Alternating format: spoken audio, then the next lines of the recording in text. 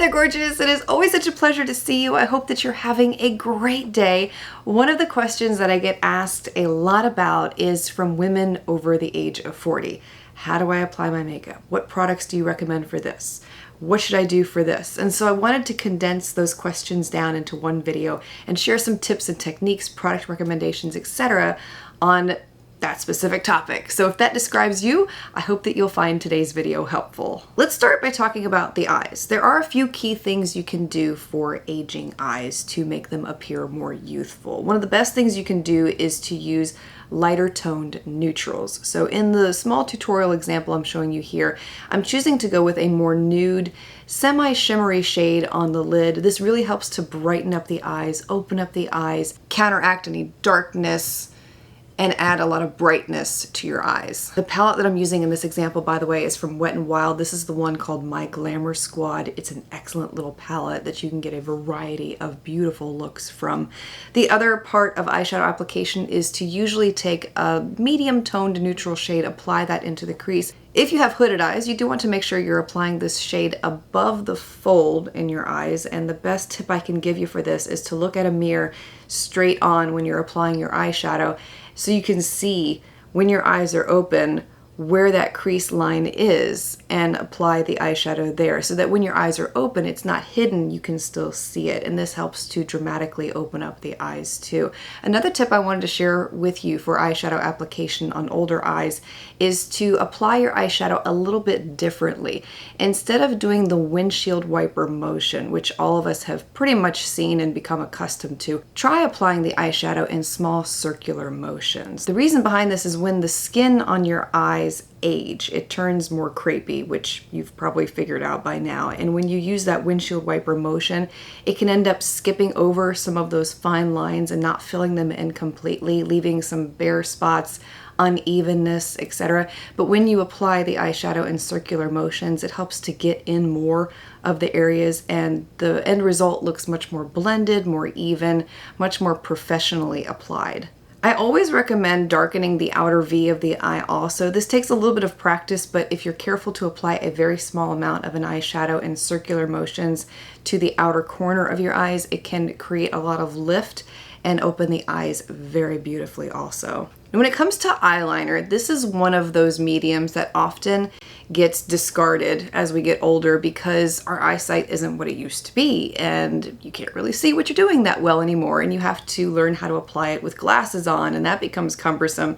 And so it's just one of those things that falls to the wayside. But something that you can do that does help to make the application a little bit easier that I thought was genius when I first tried this out, and I wanted to share it with you, is take your eyeliner, rub it onto the end of a Q-tip, and I recommend the pointed Q-tips, by the way. The one that I'm using here is a little too fuzzy, but it still worked to be able to show you what I'm talking about.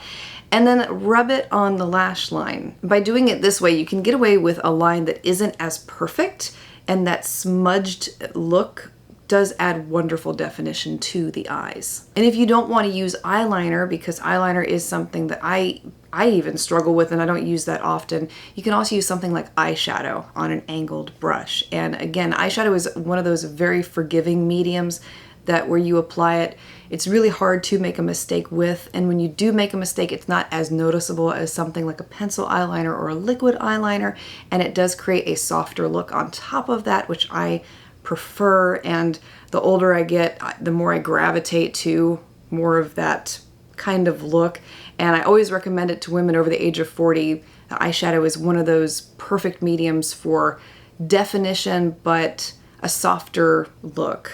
Eyebrows. So just like we start to lose hair on our head as we get older, eyelashes, etc., your eyebrows lose hairs too as you get older, and that's why it's so important to take a little bit of extra time to really fill them in.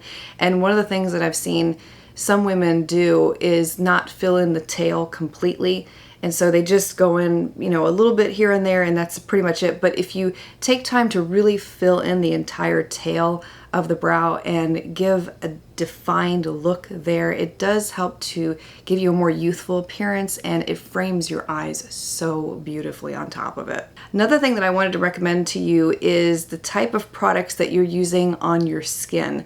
I always recommend going with cream-based products because as we age, our skin tends to get more dried out, and adding moisture and hydration back into the skin will help to retain that youthful appearance.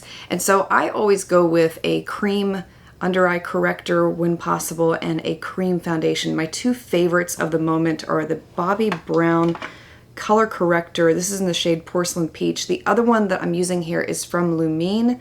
This is the Instant Glow Fresh Skin Tint in the shade Universal Light.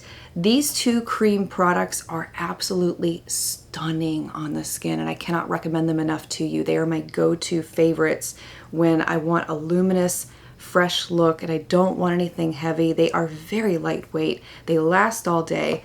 And they're absolutely amazing. And you can see that here. I'm wearing the look, by the way, that I'm showing you in these little mini tutorials in the speaking portion of this video today. So everything that I applied on my face in those little up close examples is on my face right now. And you can see how luminous my skin looks just with that foundation. And it feels wonderful. I love this stuff. And my mom was asking me recently for a recommendation for an under eye corrector because her hairstylist had recommended the It Cosmetics Bye Bye Under Eye Corrector Cream or something. I think you know what I'm talking about.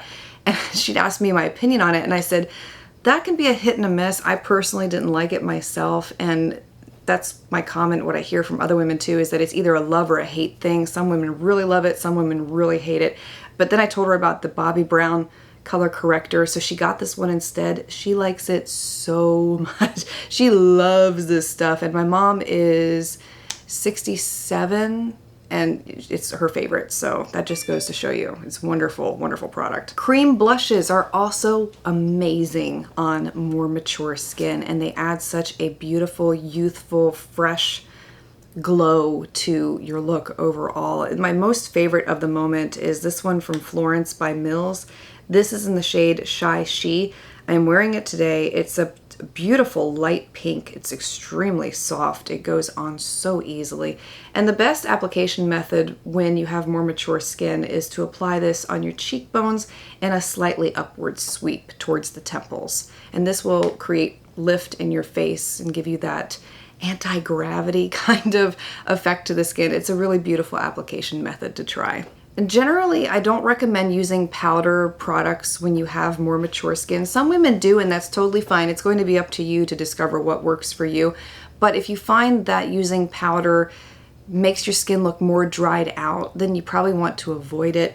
Something that you can do if you feel like you need to set your face is just take a simple setting spray, apply it onto a brush, and then go over your face after applying your foundation. That will help to lock everything in place, and it works the same as a powder would without being too over drying or making your face look cakey or bringing out fine lines and things like that. Final tips I have to share with you are about lips. And one of the best things that you can do for your lips is to avoid those matte lipstick formulas. I know, we love them because they last all day, they don't move, they don't transfer, and for the most part they look great after the initial application, but they can have a rather drying effect on lips, and when you're over the age of 40, it can emphasize that and make your lips look worse. I'm not saying this is for everyone, I'm just saying if you've experienced this, then it may be time to rethink that. But one of the formulas that does do wonders for lips over the age of 40 is a lustrous shine type formula that is moisturizing, hydrating, and has a little bit of pigment in the formula also. So they recommend going with a shade that is like your lips but better. And my personal favorite for me is the one called Chanel Boy. That's the one that I'm wearing today. And this does have a lustrous shined finish to it, but it also has a little bit of pigment mixed in. It looks like my lip color, and it's one of my most favorite everyday shades that doesn't compete with the eyes, it doesn't stand out, it's not too bright.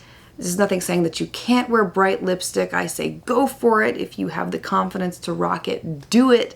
But a shade like this is very neutral, easy to wear. The last tip I have to share with you about lips is that as we age, we get these little fine lines around our lips. They are inevitable, but the bad part about those is that they do tend to create more feathering in lipsticks more often than not. So one way that you can combat that is to either apply a clear lip liner before your lipsticks to avoid that feathering from happening, or you can also take an eyeshadow primer, which is one of my most favorite methods, apply it to the outer line of your lips, blend it in, and this really does help to keep lipstick in place too. And what I like about using primer is that it's not going to look cakey.